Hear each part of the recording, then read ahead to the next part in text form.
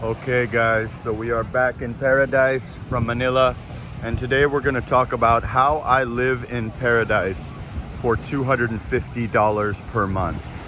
I am from America, where anything on the ocean in America, especially in California where I'm from, you would be looking at for your own apartment, oceanfront essentially, you would be looking at the $5,000 to $6,000 range in like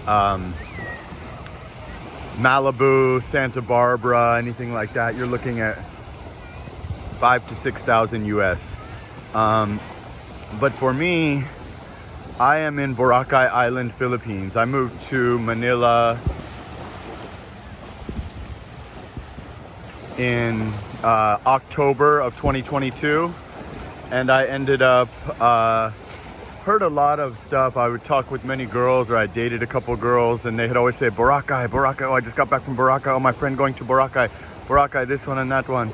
And I say, oh wow, this Boracay place sounds very, very nice, very good for me. So I decide to come check it out on February 2nd. I actually had a girl that wanted to go with me, but I said, you know what, I'm gonna do this on my own.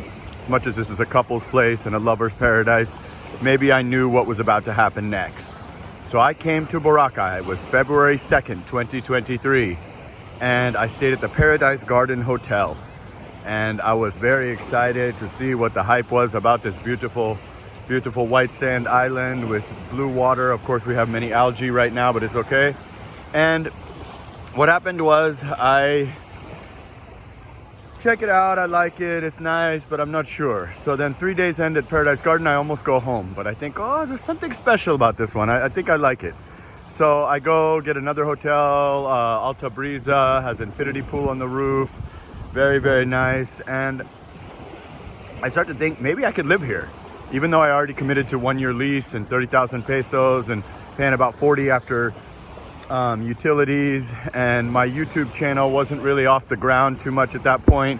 I was barely making a penny. I don't even know if I was monetized in February. In fact, I wasn't. So I was making $0.0 on YouTube. So I was just living off my savings. And so basically what had happened was I decided I'm going to try to find a place here. So I got an Airbnb for long term, and I just started walking around. I would go up to every hotel, every apartment complex, because when you go on the Facebook groups in Boracay, it's not like Manila where you're gonna get 10,000 offers or anything. It's just more like a post from a year ago. This is a tiny, tiny, tiny community. I'm learning after hanging around with my friend who owns a restaurant here. My nice friend that we drink a little wine last night. So at the end of the day, she's teaching me that this is a small island, and once you date a girl, once you get a reputation, that's kind of it, because there's probably like, I don't know, maybe 20,000 people actually living here, and foreigners, maybe 500, maybe 300 living here with a barangay clearance and all that. Not a lot, a very small amount of foreigners. So at the end of the day, I'm walking around looking for a place, and I'm not getting any results. I find a place, it's 65,000 pesos. That's about $1,200 a month. Beautiful place, very nice lady renting it, but I think, nah, this is Philippines, I can do better.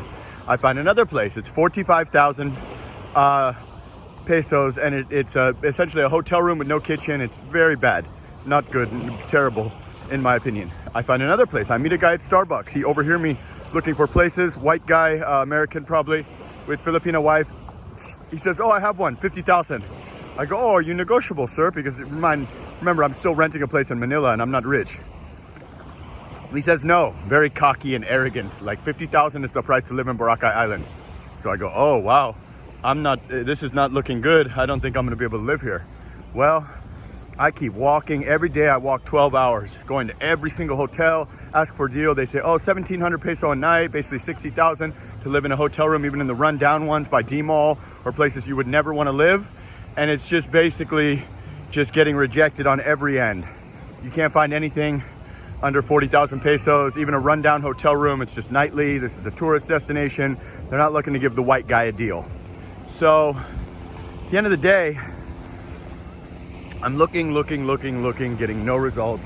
And I'm about to go back to Manila and give up.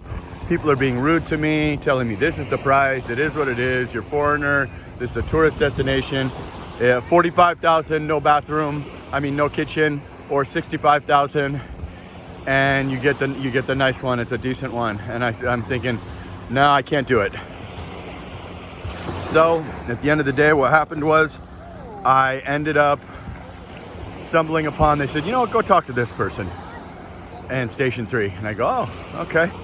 So I finally set it up. I messaged them. They auto reply to me, and they tell me, this is what we got, this, and this. This one's not ready. This one just rented, yada, yada, yada. There was only one available. Wasn't anything glamorous.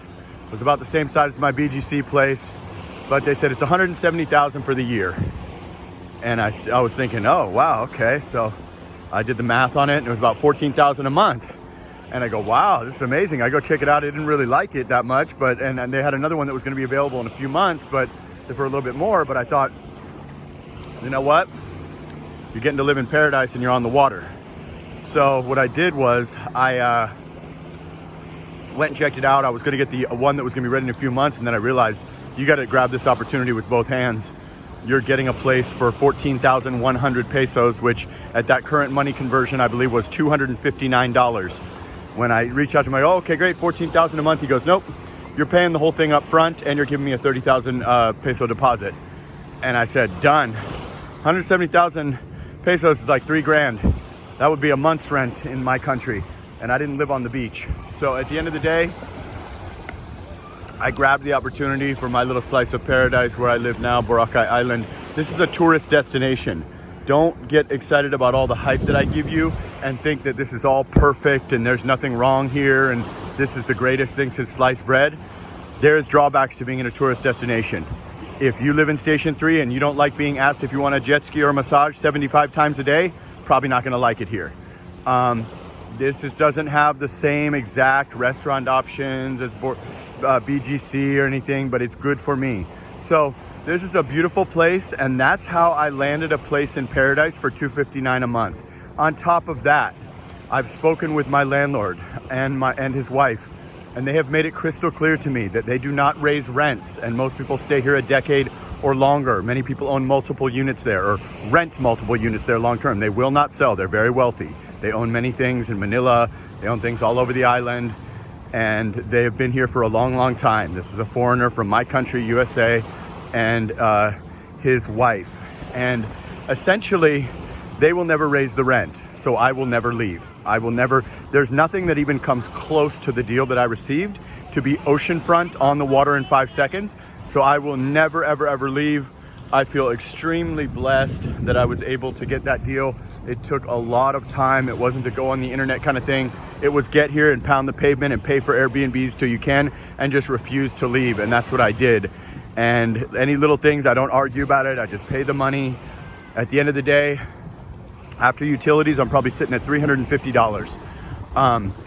With my going to a buffet every day and Starbucks every day, because I'm single and that's basically all I do is once a day buffet and a couple of Gatorades here and there and Starbucks every day, that's like 240 pesos.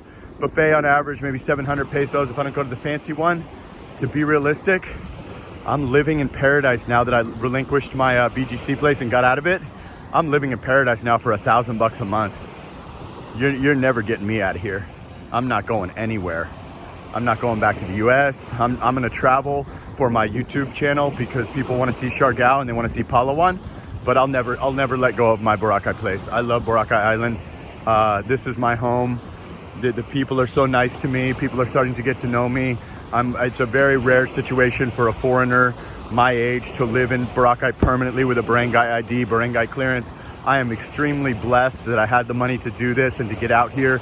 BGC was an America comfortable type level, perfect place to transition, but I was not sold on the Philippines forever until I found this. Willie's Rock, Station 1, Condé Nast Traveler 2022, best island in the world, Boracay Island. This is paradise. Paradise at an affordable price.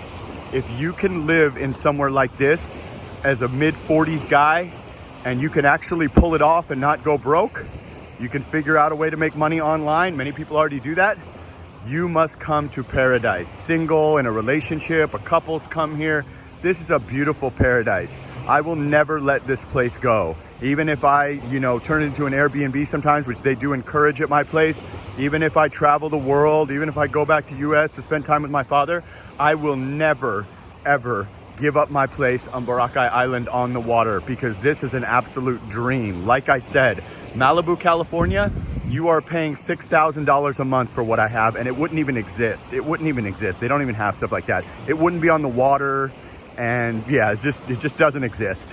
You'll rent a 10 by 10 guest house for, you know, $4 grand a month, and it'll rent in one day, and that would be, you know, a third of the size, 1/4 of the size of my place. So this is like an absolute paradise. There's a reason why this was voted #1 island in Asia. It's really the #1 island in the world. I've been all over. There's also a reason why this is the most popular destination in the Philippines. This is essentially like the Miami of the Philippines. Palawan is also very beautiful and very popular, but Boracay is second to none. There is nothing that even comes close to this. This beats Miami, it beats Malibu, it beats Santa Barbara for a fraction of the price. You don't pay anywhere near what you would. This is not for everybody though. This is mainly a tourist destination for couples to come and spend big money and stuff. For me, as a single guy, I will stay single as long as I can and enjoy these beautiful white sand beaches.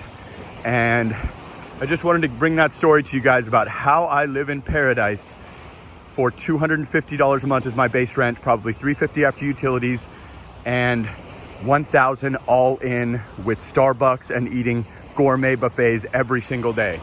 So if you're a single guy and you're not leaving young children behind, as I always say, and you're not hurting anyone, hop on that airplane. Paradise awaits, my friend. Boracay Island for a while, I know.